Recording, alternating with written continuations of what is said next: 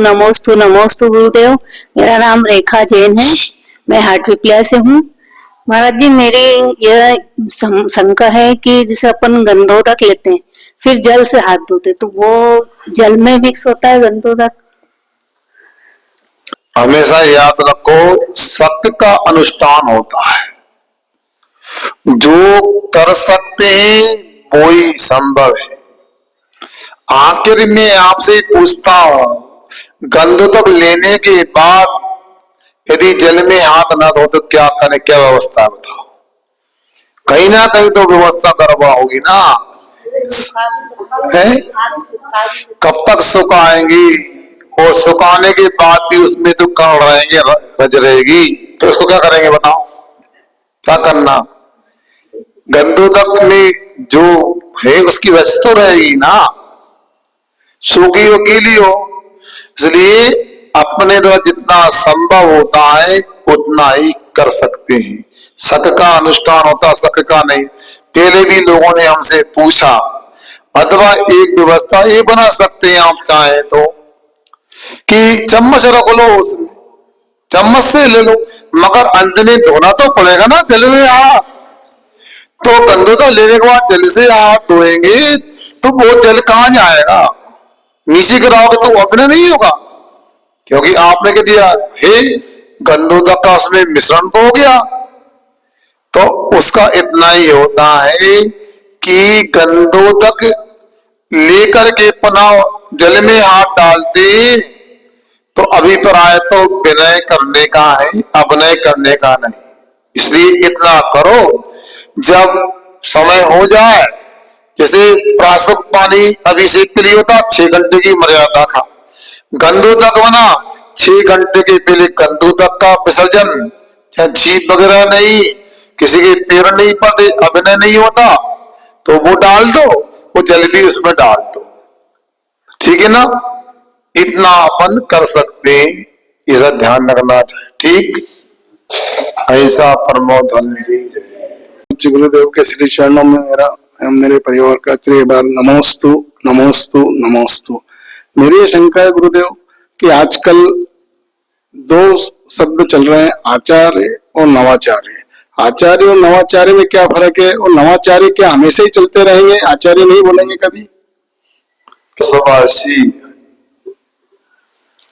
हमेशा याद रखो, जब एक से अधिक विकल्प होते तो कुछ विशेषण के माध्यम से व्यक्ति अपना प्रयोग करते हैं। ऐसा नहीं कि नवाचारी बोलने से कोई विशेष होता है। ये तो सामान्य से होता है कि हमेशा 50 वर्ष से अपन आचार्य श्री की जय बोलते रहे, तो विशेषण लगत नवाचार्य कहते हैं, कि अभिनव आचार्य बोल देता है, और आपको लगता है तो आप आचार्य बोलो, कोई निषेध तो उसमें नहीं है, मगर सबकी अपनी सोच समझ होती है। इसलिए कोई विशेषण तो कुछ नहीं। आचार्य परमेष्टि पंच परमेष्टि के मध्य दीपक है, उनके माध्यम से अनंत सिद्ध का अपने को ज्ञान होता है, पता मिलता है, और उन्हीं के माध्यम से उपाध्याय और साधु परमेष्टि अपने जीवन में कल्याण करते हैं। ऐसे आचार्य परमेष्टि होते हैं जो आचरण करते हैं और शिष्यों को आचरण कराते हैं। किसका? पंचाचार का, दर्शनाचार, ज्ञानाचार, विद्याचार, तपाचार, चरित्राचार का। इसलिए ऐसी कोई बात नहीं, यदि कोई बोलता है तो भैया कोई गलत नहीं हो गया, और यदि मान लो नहीं बोलना है तो ऐसे भी बात नहीं। मैं तो क्या बोलता हूं, देखा आपने सुना, मैं तो यही बोलता हूं ना, आचार्य बोलता हूं ना, मगर ऐसी कोई बात नहीं। कभी कभी ऐसा होता है, जब तक कोई नया नहीं आता तो उसके लास्ट वाला ही नया कहलाता है। क्या समझ में आया? इसलिए इसमें कोई विशेष नहीं। अभिनव भी बोलते हैं, कोई नवाचारी भी बोलते हैं, नूतन आचार्य भी बोल सकते हैं, जो अपने मन में आए। कुल मिलाकर बोलने वाले का मेरा तो समझना है सामने वाले को बहुमान देना है। वो बहुमान किसी भी रूप में दिया जा सकता है। है कि गंधोदक को तो सिर्फ मस्तिष्क पर लगाया जाता है, परंतु मैना सुंदरी ने तो वो गंधोदक सभी दूर छिटका था। मैना सुंदरी ने तो गंधोदक पूरी शरीर पर छिटका था। नमस्ते। गंधोदक को लेकर किसने किया है? आपको पता है गंधोदक क्या होता है? गंध उदक स्वर संधि करके आवरणे उवर्णे को करके गंधोदक बन जाता है।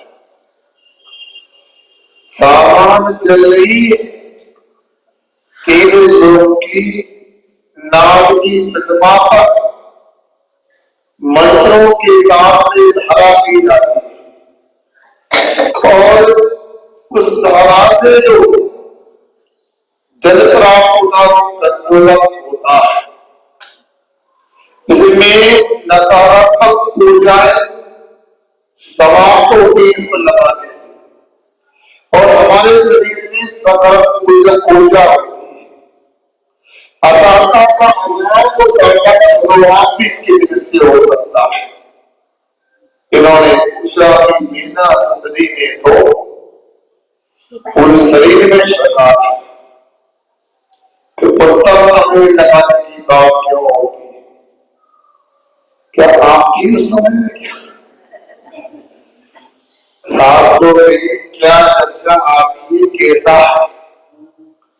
देखो कितना पवित्र वही पदार्थ ही वस्तु है गंधोदक।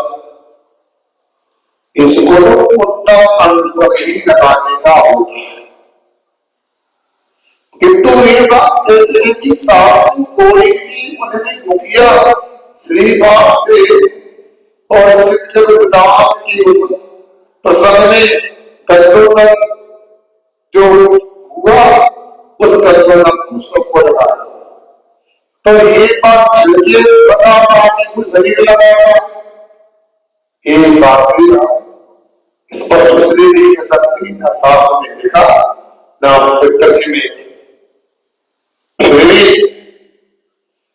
सब लगे एक साथ सब नहीं होता। सामान्य देखो उत्तम अंग पर लगाते ऐसा भी नहीं। फिर दो की शादी करो अनादि को मत पाओ जल में शुद्ध करके फिर उसको गंधोदक पर किनार से ऐसा करना, एक खड़े का पीछे न कर दिया तो उत्तम अंग में 3 बार लगा सकते इस प्रकार से। यही हमारे लिए उचित विधि लगती है। और गंधोदक लगाने को मध्यमा अनंत को अपनी पूरा तरह से आप धोए ताकि एक कणिका भी नीचे ना बढ़े। बहुत विशुद्ध चीज होती है गंधोदक। इसके माध्यम से असंभव काम भी संभव हो सकते हैं। इसलिए मीना सुंदरी ने क्या किया था?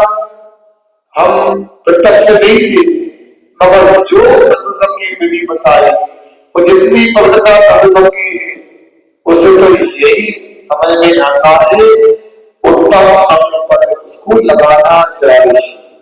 मगर लोग तो पीवी देते, नाभि में लगाते, आंखों में भर लेते, अरे पलक के ऊपर लगा फिर भी देते आगा। ये 9 द्वार होते हैं, उनमें आंख भी जाती है ना। तो अपने लिए अपने विवेक से काम करना चाहिए, किसी के कहने से सुनने से काम नहीं करना चाहिए। युक्ति पूर्वक की गई भक्ति मुक्ति का कारण होती है, अंधी भक्ति नहीं होती। भक्ति करो विवेक के साथ युक्ति के साथ करो तो लाभ